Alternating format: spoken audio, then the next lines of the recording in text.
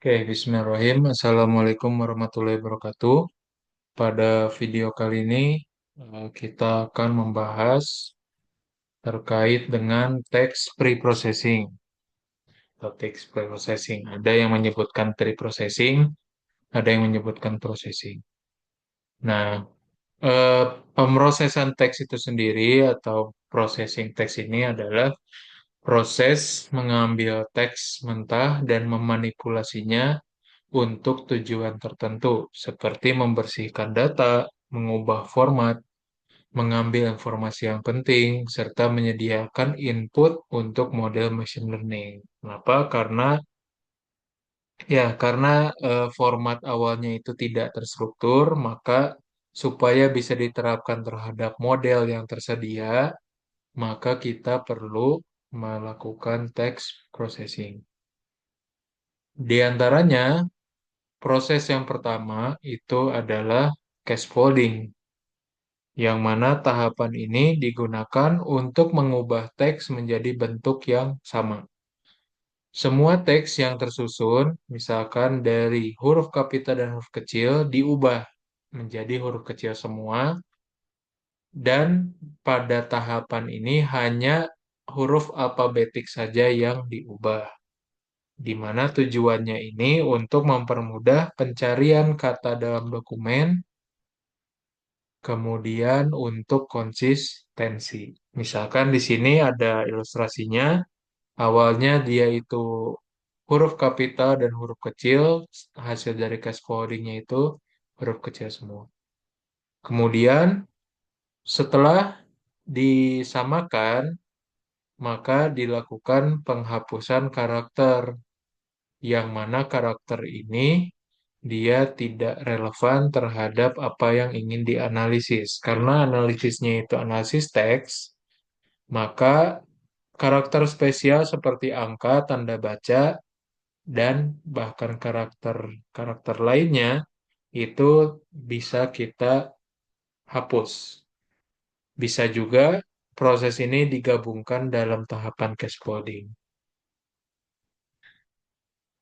Oke, kemudian selanjutnya adalah tokenisasi, di mana digunakan untuk memecah teks menjadi bagian yang lebih kecil atau token.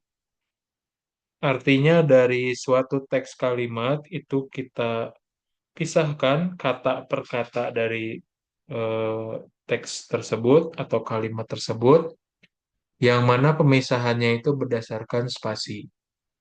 Ya, misalkan di sini Tiongkok spasi harus, maka dia di tokenizing menjadi Tiongkok dan harus.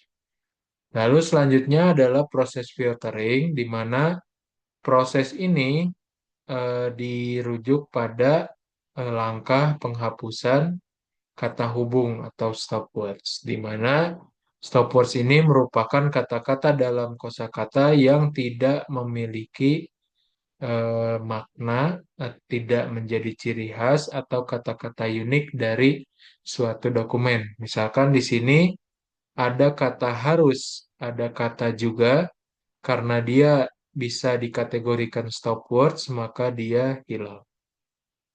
Nah, kemudian ada proses stemming dan lemmatization, di mana stemming ini adalah proses penghapusan awalan dan akhiran kata yang menghasilkan bentuk dasar kata, di mana proses ini dilakukan untuk mengidentifikasi kata-kata yang memiliki makna yang sama. Sedangkan lemmatization ini merupakan proses mengubah kata menjadi bentuk dasar yang mana dia itu ada dalam kamus, ya, menjadi bentuk kata yang sebenarnya. Nah, contohnya misalkan di sini ada kata lips. Lips ini berdasarkan stemming, ya, maka ini imbuhan s atau is-nya itu dihilangkan. Sedangkan kalau lemmatization ini dibalikan ke kata dasarnya menjadi lip.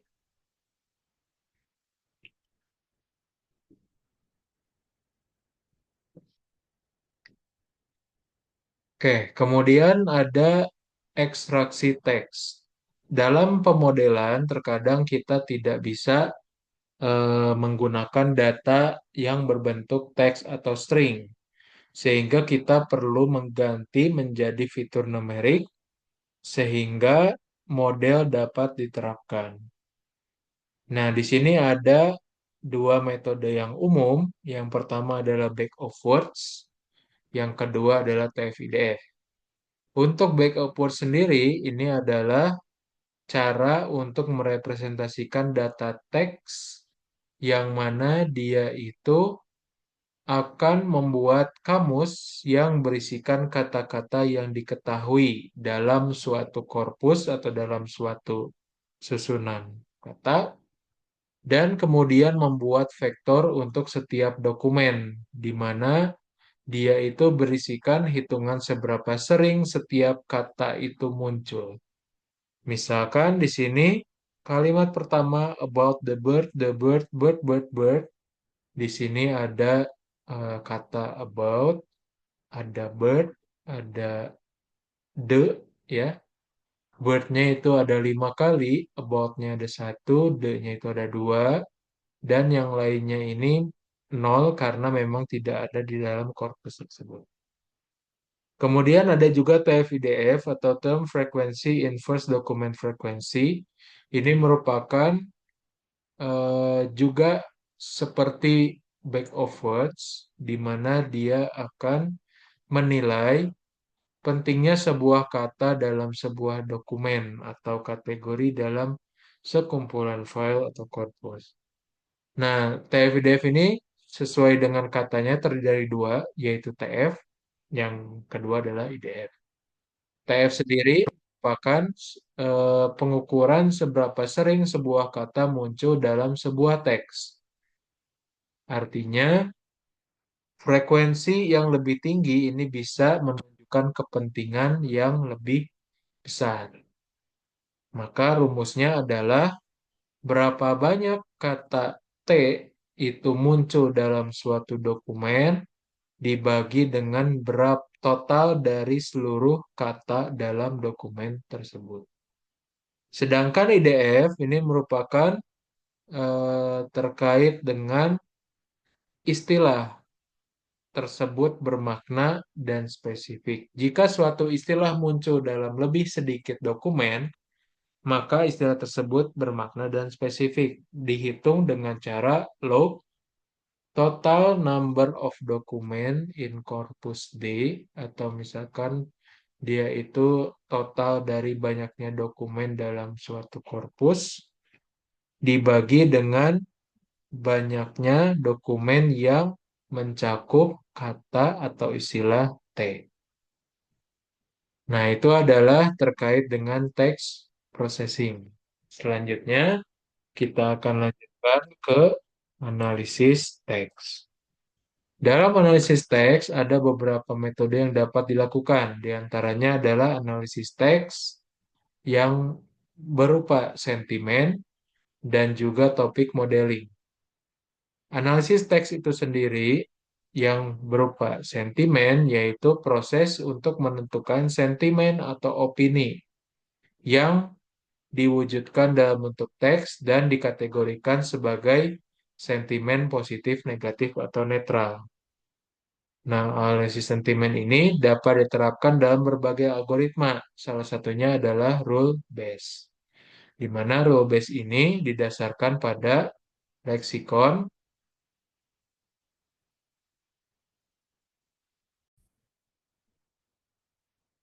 Oke, rule-based sentiment ini merupakan algoritma yang didasarkan pada leksikon yang mendefinisikan rangkaian kata positif dan negatif.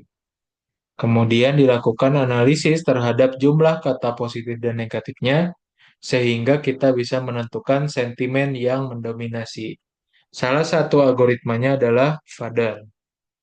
Nah, FADER ini merupakan alat analisis sentimen yang digunakan untuk menentukan label, yang mana tadi labelnya adalah bisa positif, negatif, atau netral.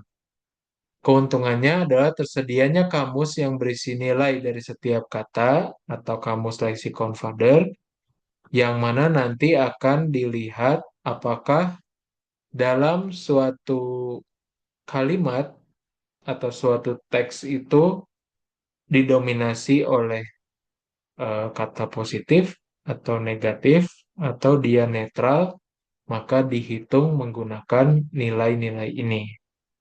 Namun kelemahannya, kamus ini tersedia dalam bahasa Inggris sehingga untuk bahasa teks yang awalnya bukan bahasa Inggris, maka kita perlu menerjemahkannya ke dalam bahasa Inggris.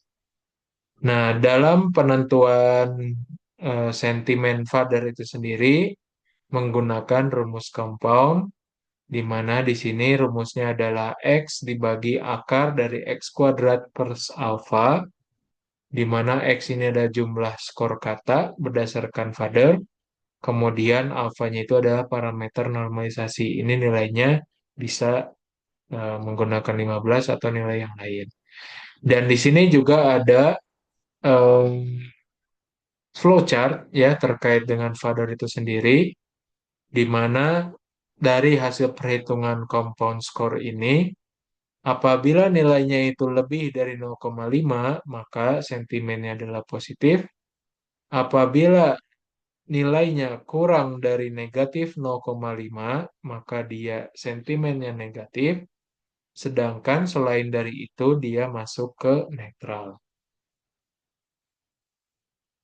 Nah, sehingga skor compound ini adalah metrik yang menghitung jumlah semua peringkat leksikon yang dinormalisasi antara -1 dan +1. Ini adalah penjelasan dari sentimen positif, netral, dan negatif. Kemudian, untuk membuktikan bahwa hasil labelingnya itu sudah sesuai, maka langkah selanjutnya adalah dapat diterapkan algoritma klasifikasi. Salah satu yang umum digunakan adalah multinomial naive Bayes, yang kemudian dapat dievaluasi dengan menggunakan confusion matrix. Oke, itu adalah sentimen ya. Biasanya sentimen itu diakhiri dengan klasifikasi. Nah, selanjutnya adalah topik modeling, di mana topik modeling ini merupakan algoritma untuk menemukan tema utama dari koleksi dokumen atau file yang besar dan tidak terstruktur. Oke, setiap topik terdiri dari kumpulan kosakata yang sering muncul bersama dalam suatu dokumen, yang mana dia itu membentuk tema atau topik tertentu. Algoritma yang bisa digunakan dalam topik modeling adalah LDA atau Latent Directed Allocation. Dalam LDA, setiap dokumen diinterpretasikan sebagai kombinasi acak dari topik-topik yang tersembunyi. Pada prinsipnya, topik-topik tersebut itu memiliki distribusi kata. Nah, di sini untuk setiap topik K diambil dari distribusi kata yang berasal dari distribusi Dirichlet. Kemudian untuk setiap dokumen D, vektor proporsi topik itu berasal dari distribusi Dirichlet. Dan setiap kata I, nah maka di sini ada distribusi multinomial. Kemudian evaluasi LDE dapat dilakukan dengan menggunakan metrik coherence score, di mana akan menilai seberapa baik topik yang dihasilkan oleh model dengan mencari kedekatan antara topik dengan set kata. Semakin tinggi coherence score, maka model yang dibuat itu akan semakin baik. Dan ini mungkin adalah contoh untuk simulasi menggunakan Python-nya. Oke, mungkin itu saja video kali ini. Mudah-mudahan bermanfaat. Bila taufik walhidayah. Wassalamualaikum warahmatullahi wabarakatuh.